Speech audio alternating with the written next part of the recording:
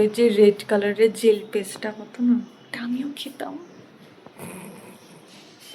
তার জন্য ওকে বেশি বকতেও পারি না, কিন্তু ঠিক আছে, মানে আমার এইরকম স্মৃতিও আছে, মামা বাড়িতে গিয়েছি, ওখানেও ক্লোজ আপে সেই সময় ওই রেড পেস্টটা আছে। হ্যাঁ,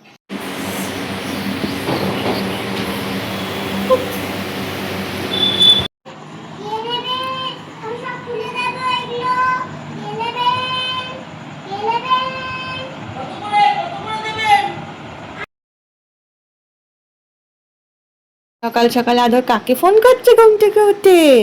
হ্যাঁ, কাকে ফোন করছে সোনা?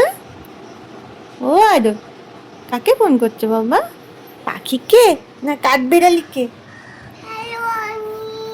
হানিকে ফোন করছে ঘুম থেকে উঠে।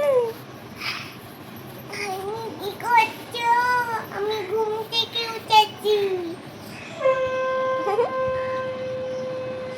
তোমার ফোনটা একটু দেখিয়ে দাও তো সবাইকে, কেমন দেখতে ফোনটা। ওলে বাবা রে, এই ফোনটাই তো বেশি ভালো লাগছে আমার। এইটা তো আদরের মতো দেখতে,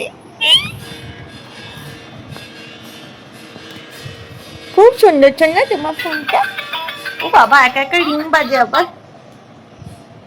কথা বলো, কে ফোন করেছে দেখো। হ্যালো মা। মা, হাই, কি করছো কখন? তুমি কি ঘুম থেকে উঠেছো? এখন কি একটু ব্রাশ করবে মোটু পাতলু পেস্ট দিয়ে?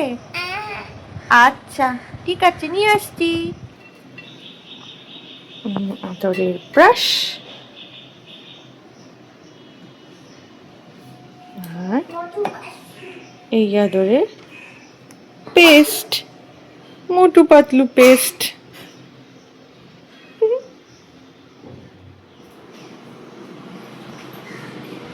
এই নাও, আচ্ছা হ্যাঁ না, ঠান্ডা লেগে গেছে। ও বাবা, খেও না যেন, ব্রাশটা করো। হ্যাঁ, ডাইনো ব্রাশ। হ্যাঁ, তুমি এখন আদর করে না। আরে খায় না পেস্টটা, ব্রাশ কর। Good morning everyone, welcome to Rai hi, welcome to our new blog, Saturday blog. যাই হোক, তো সকালবেলায় পেস্ট দিয়ে রোজ যেটা হয়, ও দাঁত মাজে না, ও পেস্টটা খা। এই যে ওই একদিকেই থাকবে ব্রাশটা, হ্যাঁ, আরও চুষেই যাবে ডাঁটার মতো। সত্যি বলতে না, আমি ছোটবেলায় ক্লোজ আপের যে রেড কালারের জেল পেস্টটা কত না, ওটা আমিও খেতাম। তার জন্য ওকে বেশি বকতেও পারি না, কিন্তু ঠিক আছে, মানে আমার এইরকম স্মৃতিও আছে, মামা বাড়িতে গিয়েছি, ওখানেও ক্লোজ আপে সেই সময় ওই রেড পেস্টটা আছে। হ্যাঁ, তোমরা নিশ্চয়ই মানে টেস্ট করেছো ক্লোজ আপের রেড সেই জেল এখনও পাওয়া যায়। তা সেটাকে আমি না ওইটা নিয়ে চুপি চুপি রান্না করে দরজার পেছনে চলে গেছিলাম, সেই পেস্ট খেয়েছিলাম পুরো টিউব থেকে। ভাবতে পারছো এইরকম লেভেলে খ্যাপা ছিলাম আমি ওটা খাওয়ার জন্য। আমারই তো ছেলে, ওরকমই তো আশপাশের কিছু হবে, একদম তো বাঁধন ছাড়া হতে পারে না।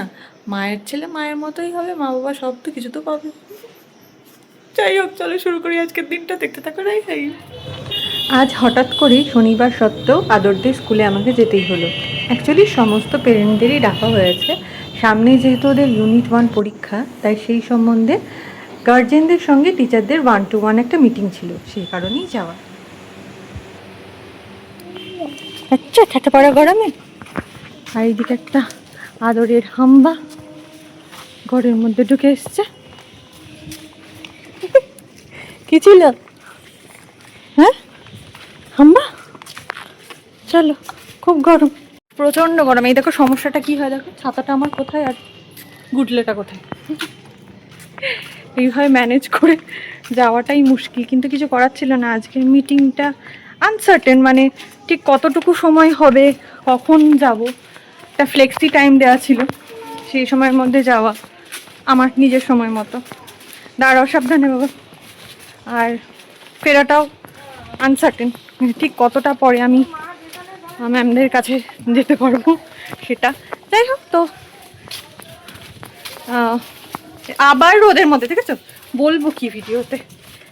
খোকন ওরম ঘোরো না, রোদ ভালো জিনিস নয় বাবা।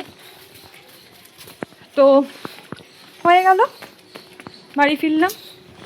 দেখেছ দেখেছ, এটাকে সম্ভব, এটাকে সম্ভব ছাতার নিচে নেওয়া? এই যে আর একটু বেরোচ্ছি, আদরের জন্য একটা রেইনকোট কিনতে হবে। যদিও রেনের দেখা নেই, কিন্তু সামনে ওদের ইউনিট 1 পরীক্ষা। এবার পরীক্ষার সময়টা তো আমাকে বৃষ্টি হোক যা হোক, এমনি দিন কি, আচ্ছা এমনি দিনে কি বৃষ্টি হলে হয়তো না নিয়ে গেলেও চলবে, কিন্তু এক্সামের দিনগুলোতে তো সেই গাফিলতিটা করা ঠিক নয়। সুতরাং সেটা তো যেতেই হবে, তাই ভাবলাম রেনকোটটা কিনেই নিই। ব্যবহার না হলে কি আর করা যাবে, সেটা ভগবানের উপর নির্ভর করছে। বেরোই।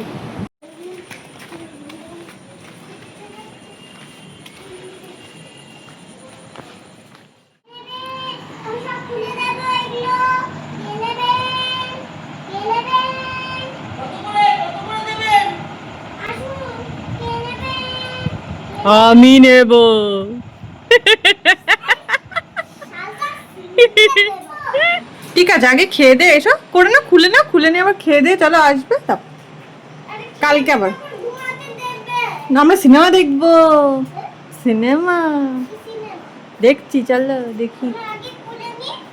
মা একটু বসে থাকুন। সিনেমার নাম বলতো দেখবো।